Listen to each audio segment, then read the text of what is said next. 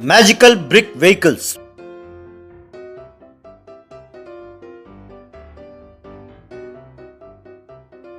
अंबुती नाम के गांव में एक मिनी व्हीकल्स का रेस हो रहा था। उसमें बहुत सारे धनवानों के बच्चे भाग ले रहे थे। जैसे ही रेफरी ने सीटी बजाई, सारे गाड़ियां तेजी से जाने लगी। Mini car, mini JCB, mini bus जैसे वाहन तेजी से जाने लगे। आखिर में मिनी कार की जीत हुई।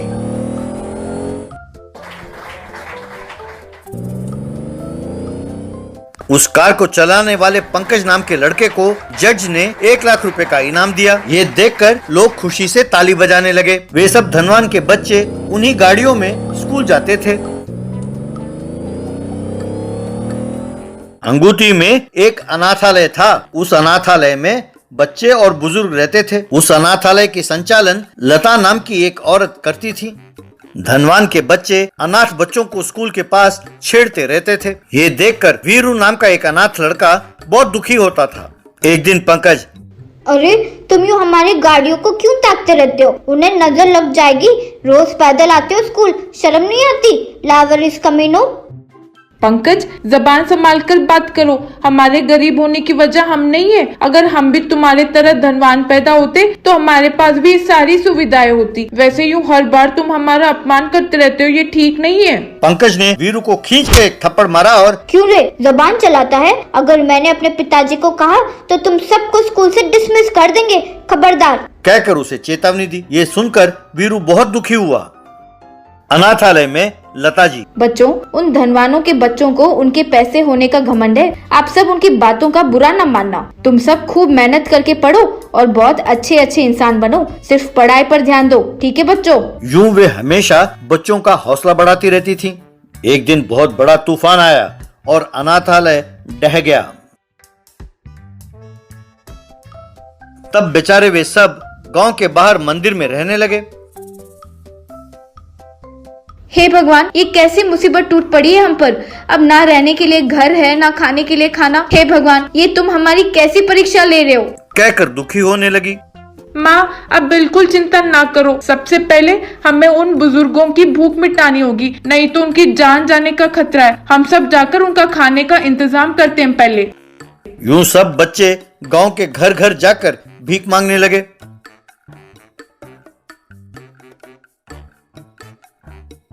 वहां जो कुछ मिला वो सब लाकर मंदिर में बुजुर्गों को खिलाने लगे।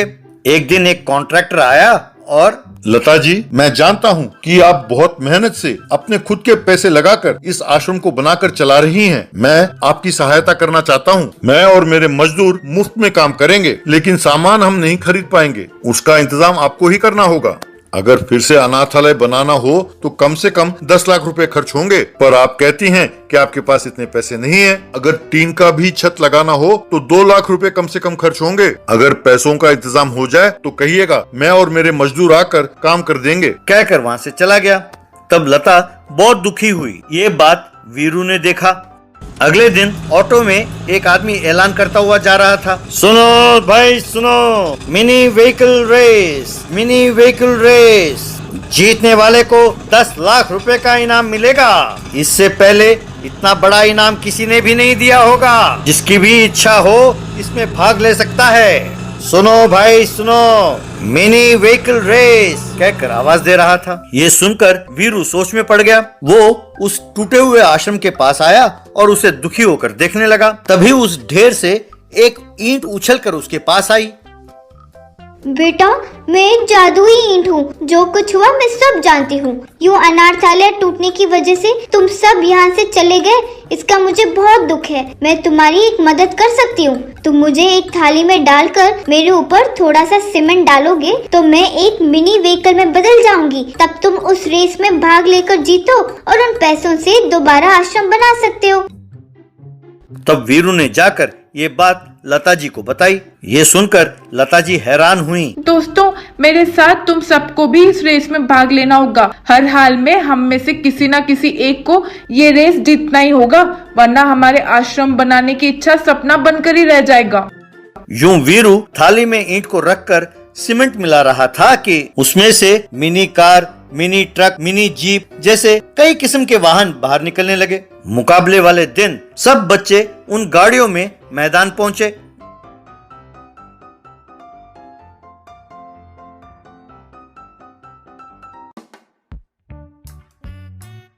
उनकी ये गाड़ियां देखकर पंकज और उसके दोस्त जोर जोर से हंसने लगे।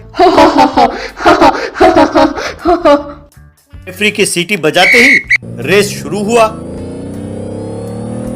सब गाड़ियां एक दूसरे के साथ मुकाबला करते हुए आगे बढ़ने लगे।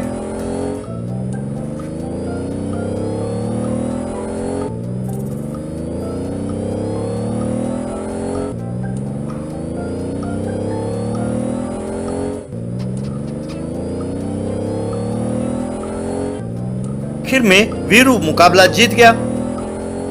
जज ने उसे 10 लाख रुपए का इनाम दिया। ये देखकर सब खुशी से ताली बजाने लगे। पंकज और उसके दोस्तों ने शर्म से सिर झुका लिया। यूं फिर से अनाथालय बना और वो सब उसी में खुशी खुशी रहने लगे।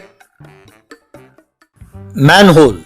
ढिंडोरी नाम के गांव में बुद्धिमान नाम का एक बेरोजगार युवक रहता था। हर रोज एक फाइल लेकर भगवान की तस्वीरों को प्रणाम करके इंटरव्यू के लिए जाता था। एक दिन वो यूं प्रणाम कर ही रहा था कि उसके पिताजी, बेटा तुम्हारा नाम बुद्धिमान है पर तुम में बुद्धि की कमी है। तुम बीए पास हो, तुम्हें नौकरी कौन देगा? मेरी बात मानो, अपने नारियल पानी का जो धंधा है उसे संभालो, वही काफी है। क्या पिताजी, ले दे के वो घटिया नारियल पानी का धंधा? This is too much. मैं कभी ना कभी नौकरी पाकर ही रहूंगा। इंटरव्यू करने वाले मूर्ख हो तो मैं क्या करूं? अब please don't discourage me dad, come on. यूं एक दिन बुद्धिमान एक इंटरव्यू के लिए गया। वहां इंटरव्यू करने वाले ऑफिसर के सामने चेयर पर बैठने ही वाला था। मैंने तुम्हें बैठने को तो नहीं कहा। सॉरी सर कहकर खड़ा रहा। तुम्हारा नाम क्या है? क्वालिफिकेशन क्या है? मेरा नाम बुद्धिमान है, मैंने बीए की पढ़ाई की है। अच्छा, बुद्धिमान हो। ये बीए क्या है? ये क्या पढ़ाई है? बीए का मतलब है बीए 2 बार लिखकर मैं पास हुआ हूँ सर, इसीलिए बीए रखा है। आई मीन बाबा। ठीक है। अब मान लो तुम्हें नौकरी मिल गई। पहले ही दिन तुम ऑफिस आते हो तो ऑफिस को आग लग जाती है, तब तुम क्या करोगे? क्या सर, पहले ही दिन ये हादसा? ठीक है, ये है ना आपके ये जो लैंडलाइन है, इसमें मैं फायर इंजन को फोन करूंगा तो फायर इंजन आएगा और आग बुझा देगा। अरे मान लो लैंडलाइन आउट ऑफ ऑर्डर हो तो क्या करोगे? तो क्या हुआ सर, सेल फोन है ना, उससे फोन कर लूंगा। अरे सेल में बैलेंस नहीं हो और वो भी काम ना करे तो? हाँ सर, ऑफिस में आग बुझाने का एक सिलेंडर होता है ना, उसे क्या कहते हैं? फायर एक्सटिंग्विशर, उससे मैं आग बुझाऊंगा सर। अरे कोई चांस नहीं। मान लो कि उसका भी गैस लीक होकर खत्म हो गया हो और वो काम ना कर रहा हो तो तब तुम क्या करोगे? हाँ सर, एक और आइडिया है। अब बाथरूम में पानी होगा ना, बकेट में पानी भर भर कर आग बुझाऊंगा, बस। वाटर बिल नहीं भरा तो पानी नहीं आ रहा है, फिर क्या करोगे? सर एक आइडिया आया है। लिफ्ट से नीचे जाकर वहां। मान लो 3 महीने का करंट बिल नहीं भरा तो लिफ्ट भी काम नहीं कर रहा है, तब तुम क्या करोगे? क्या करंट बिल भी नहीं भरा तो लिफ्ट काम ना करे तो क्या? सीढ़ियां है ना, तेजी से सीढ़ी उतर कर जाकर वहां सिक्योरिटी वाले से कहकर फायर इंजन को फोन करेंगे, है ना सर? अरे वो भी नामुमकिन है। सिक्योरिटी वाला बहरा है, उसे सुनाई नहीं देता और शाम के 6 बजे के बाद उसे दिखाई भी नहीं देता। अब तुम क्या करोगे? ऐसा है क्या? तू क्या कह रहा है? फोन आउट ऑफ ऑर्डर है, सेल में बैलेंस नहीं है, ऑफिस के फायर एक्सटिंग्विशर में गैस नहीं है, वाटर बिल पे नहीं किया तो पानी नहीं है, लिफ्ट काम नहीं कर रहा है, सिक्योरिटी वाला बहरा है और अंधा है। अरे ये कोई ऑफिस है? इसे तुम ऑफिस कहते हो? कमीने, ऐसे ऑफिस में काम करने से तो अच्छा सूखे कुएं में कूद जाना है। ऐसे ऑफिस को आग लगाना ही सही है। कहते हुए लाइटर से टेबल को आग लगाया। वो टेबल यूं जलने लगा। फायर फायर फायर कहकर चिल्लाने लगा। अगले दिन बुद्धिमान एक और जगह इंटरव्यू के लिए जा रहा था। भगवान, किसी तरह आज इंटरव्यू में पास करा दो, मैं तुम्हें प्रणाम करता हूँ कहकर प्रार्थना किया। बाद में वो यूं जाने लगा तो अचानक एक मैन होल में गिर गया। बचाओ बचाओ बचाओ कहकर चिल्लाने लगा। तभी एक युवक वहां दौड़ा दौड़ा आया। क्यों सर, यहाँ क्या कर रहे हैं? क्या? अरे फिल्म के लिए टिकट के लाइन में खड़ा हूं सर, दिखता नहीं है?